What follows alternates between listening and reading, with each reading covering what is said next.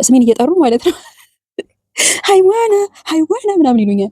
እና ሃይዋና ማለት እኔ ለረጅም ጊዜ አይገባኝም ነበር እና እንደ አበሻ ሳገኝ ነው ጠይቄ አንቺ ሃይዋና ምናምን እያሉ ስንትን ይሉኛል እና ምን ማለት ነው ብዬ ግን በዛ ሰዓት ሶፍት ያለችኝን እኔ ሌላ ነገር ነው ይዤላት ሄድኩት። ከፍሪጅ ውስጥ አውጥቼ የሆነ ቺዝ ጅብን ይባላል እሱን ይዤላት ሄድኩኝ ማለት ነው።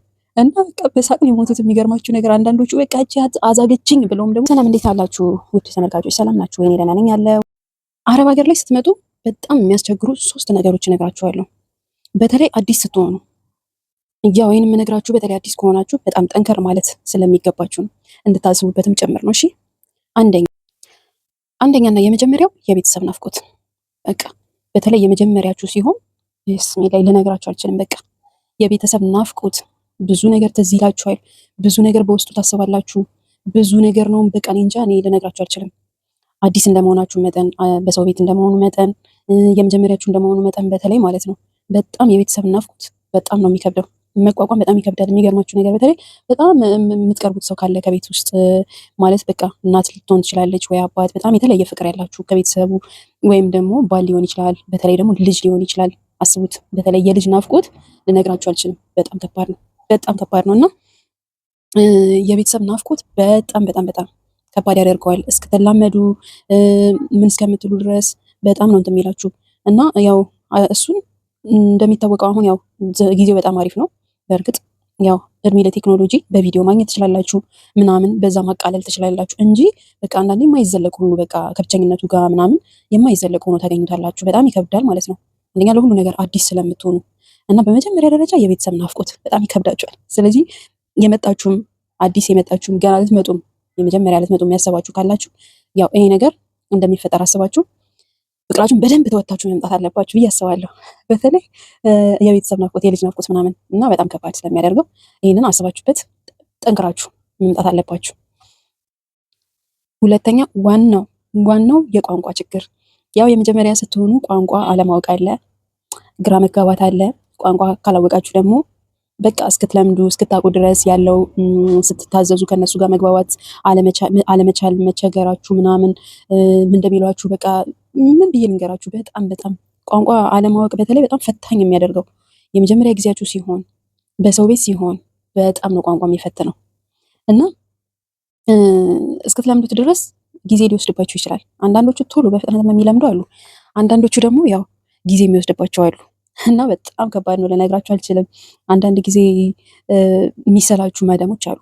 በተለይ አሁን በቃ ሁሉ ነገር ያው እነሱ ናቸው የሚያስለምዷቸው አይደለ? ለምሳሌ ቲማቲም እንደዚህ ነው የሚባለው፣ ይሄ እንደዚህ ነው የሚባለው፣ ሶፍት እንደዚህ ነው የሚባለው ብለው ነው የሚነግሯችሁ እና ያንን በአንድ ጊዜ መያዝ አትችሉም። እነሱ ደግሞ ደጋግሞ ማለት በጣም ነው በጣም ስልቹ ናቸው አብዛኛዎቹ ማለት ነው። ስልቹ ናቸው። ምናልባት አበሻ ምናምን ካጋጠማችሁ ምናልባት በዛ ልትለምዱ ትችላላችሁ። አበሻ ትጠይቃላችሁ። ያው መዳማችሁን ደጋግማችሁ መጠየቅ ይከብዳል አይደለ? ያው አንዳንዶች የሚከብዳቸው አሉ። አንዳንዶች ግን ያው እስከሚለምዱ ድረስ ግዴታ ስለሆነ ካልደጋገማችሁት መቼም ሁሉን ነገር በአንድ ጊዜ አያዝም አይደል? እና ቋንቋ በጣም ፈታኝ፣ እኔ በተለይ በጣም የፈተነኝ ቋንቋ ነበር እዚህ እንደመጣው ማለት ነው። በጣም ብዙ ነገር ተሸውጃለሁ። የሚገርማችሁ ነገር አምጪ የተባልኩትን ትቼ ያልተባልኩትን ነበረ እንትን የምለው በመሰላችሁ። በቃ ደጋግሞ ከመጠየቅ ብዬ በቃ የሆነ አንድ ጊዜ የነገሩኝን እረሳለሁ። ከዛ በኋላ ሄጄ ግን በግምት ዝም ብያለሁ አይደለ ወይ? እራት እየበሉ ከሆነ የሆነ አንድ ጊዜ ምን አደረጉ ይመሰላችሁ? እራት እየበሉ ከዛ እነሱ አምጪ ያሉኝ ሶፍት ነው፣ ግን እራት እየበሉ ስለሆነ ማለት ነው እነሱ አምጪ ያሉኝ ሶፍት ነው። እኔ ግን የገመትኩትኝ እራት እየበሉ ስለሆነ የሆነ ከፍሪጅ ውስጥ የሆነ ነገር አንጪ ያሉኝ የመሰለኝ እና ዝም ብዬ ከፍሪጅ ውስጥ የሆነ ነገር አውጥቼ ወሰድኩላቸው። የዛን ጊዜ ትዝ ይለኛል ማለት ያለችውን ትበል ብዬ ነው። ምክንያቱም ለመሰላችሁ ያንን ብቻ አይደለም ከዛ በፊት በብዙ ነገር ቀኑን እንደዚሁ ብዙ ነገር እየረሳሁኝ የምትለኝን እንትን ማለት ከብዶኝ ነበረ እና ራሱኑ ማምጣትና በተደጋጋሚ ስትለኝ ስለነበረ በተደጋጋሚ ስትነግረኝ ስለነበረ በቃ ብዙ ነገሮች ላይ እንትን ስለነበረ ግን በዛ ሰዓት ሶፍት ያለችኝን እኔ ሌላ ነገር ነው ይዤላት ሄድኩት። ከፍሪጅ ውስጥ አውጥቼ የሆነ ቺዝ ጅብን ይባላል እሱን ይዤላት ሄድኩኝ ማለት ነው። እና በቃ በሳቅ ነው የሞቱት። የሚገርማችሁ ነገር አንዳንዶቹ በቃ እቺ አዛገችኝ ብለውም ደግሞ በጣም የሚናደዱ መዳሞች አሉ። አንዳንዶቹ ይስቃሉ። የሚገርማችሁ ነገር ተሰብስበው ይስቃሉ። ለምሳሌ እንደዚህ ተሰብስበው ከሆነ ይሄን አንቺልኝ ምናምን ያሉት እናንተ ወይም 60 ጊዜ መደጋገም እየከበዳችሁ ይሄ ምን ማለት ነው ብሎ መጠየቁ መደጋገሙ እየሰለቻችሁ ወይ ዝም ብላችሁ በግምት እንደኔ በግምት ይዛችሁ ልትሄዱ ትችላላችሁ። ያኔ በሳቅ ነው የሚሞቱት ብታይ የተሰባሰቡት ሰዎች። ግን ደግሞ በዛው ልክ ደግሞ የሆነ እናንተ ቋንቋ አታውቁም ብለውም የሚሳደቡም አሉ። አቦ በቃ እቺ ደግሞ ምን አይነት እንስሳ ምናምን ይላሉ። እና በጣም በቃ በዚህ አጋጣሚ ማለት ነው እኔ ብዙ ነገር አሳልፌያለሁኝ እንደዚህ ቋንቋ ሳለምድ በፊት ማለት ነው። እና ልጆቹ በተለይ ልጆች በቃ የልጆች ራሱ መጫወቻ ነው የምትሆኑት። እውነቴን ነው የምላቸው። አሁን አንዳንድ ስነ ስርዓት የሌላቸው ባለጌ ልጆች አሉ አይደለ? እነሱ ራሱ እየሰደቧቸው ይሄዳሉ። ግን ለእናንተ እንደዛ አይመስላችሁ፣ ስድብ አይመስላችሁ። እነሱ እኮ እየተሳደቡ ነው። እኔ አሁን በተለይ እንደዚህ ህጻናቶች ልጆች ነበሩ እና ህጻናቶች ልጆች ነበሩ። በቃ ብዙ ጊዜ ስሜን እየጠሩ እየመጡ ኩሽናም ስሆን ምናምን እየጠሩኝ እየመጡ 3 ናቸው። 3ቱም አንድ ላይ ተነጋግረው ይመጡና በቃ ማለት ስሜን እየጠሩ ማለት ነው ሃይዋና ሃይዋና ምናምን ይሉኛል።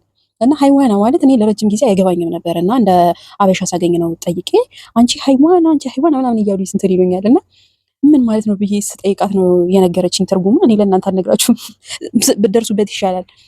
እና በጣም ነው ብታይ የሳቅኩትኝ። ለረጅም ጊዜ እንደዛ ሲሉኝ ነበረ፣ ስሜን እየጠሩ እንደዛ ይሉኝና በቃ ይሮጣሉ። እነዚህ ልጅ ምን እያሉኝ ነው ግን ምናምን ብዬ እላለሁ። ግን አበሻ ምንም ስለሌለ አልጠይቅም ነበር ለረጅም ጊዜ ማለት ነው። እና በጣም በብዙ መንገድ ቋንቋ በጣም አስቸጋሪ ነገር ነው እና እስክትለምዱት ድረስ ማለት ነው። እና ሁለተኛ ይሄ ነው።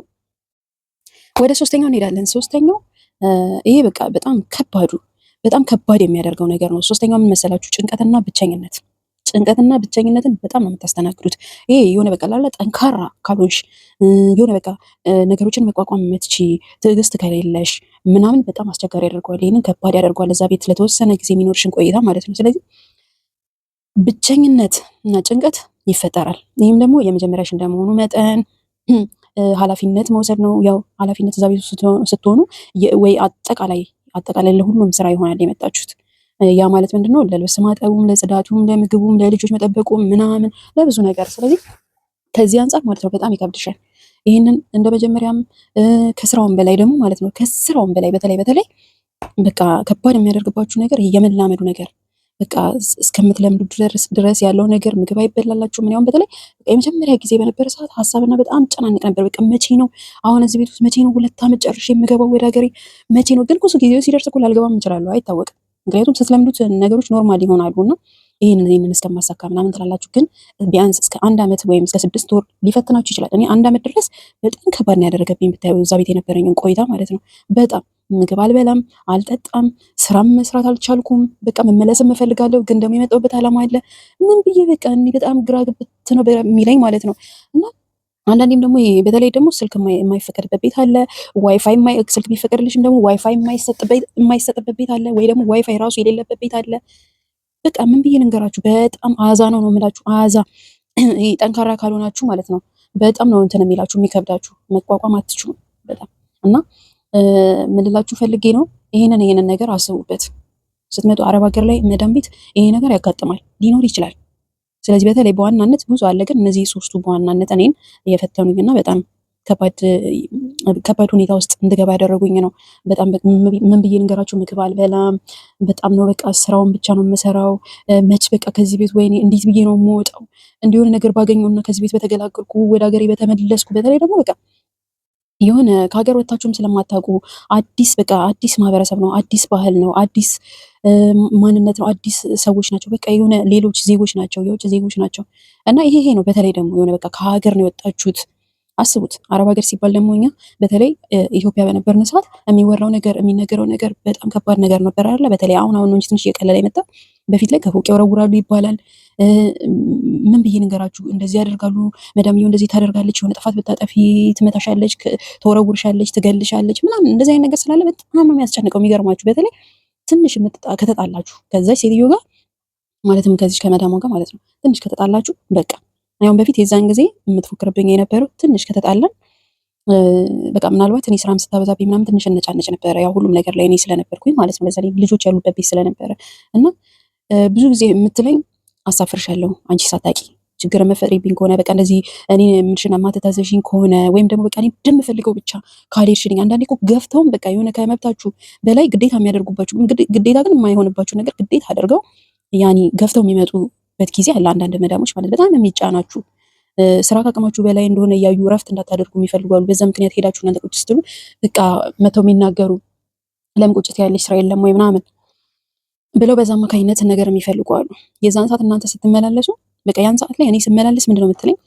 ሳታቂ ነው ማሳፈርሽ እና ደግሞ እዛ ቤት ውስጥ እንደዛ ነበር የሚያደርጉት። ትንሽ የሆነ በቃ ከነሱ በምትጋጩ ምናምን አይነት ነገር ከሆነ ሳታውቁ እቃችሁን ከኋላ እዛ ደባ ውስጥ ያስገቡና ከዛ ቀጥታ በዛው የለበሽው ልብስ በስራሽ ልብስ እንትን ነበረ ኤርፖርት የሚያደርሱት የነበረው እዛ ቤት ውስጥ 1-2 ሰራተኞች እንደዛ ስለገጠማቸው የነበረች ሰራተኛ ነግራኝ ነበርና ጥንቃቄ አድርጊ ስትታይ ጠንቃቃ ሁሌም ዝግጁ ሁኚ ሁሌም በቃ ዝግጁ ሁኚ ትለኝ ነበር። እንዲህ አይነት ችግር አለባቸው ሰዎቹ እና ተጠንቀቂ ምናምን ትለኝ ነበር። እና ይሄ ሁሉ ተደራርቦ ማለት ነው አስቡት። በጣም የሚከብደው ቋንቋ አለማወቁ፣ የቤተሰብ ናፍቆት፣ አዲስ ህይወት ነው፣ አዲስ ጅማሩ ነው። እኔ እንዳጠቃላይ ስነግርሽ እነዚህን 3 ነገሮች በደንብ አስበሽበት ተዘጋጅተሽበት መምጣት ስላለብሽ ነው የምነግርሽ።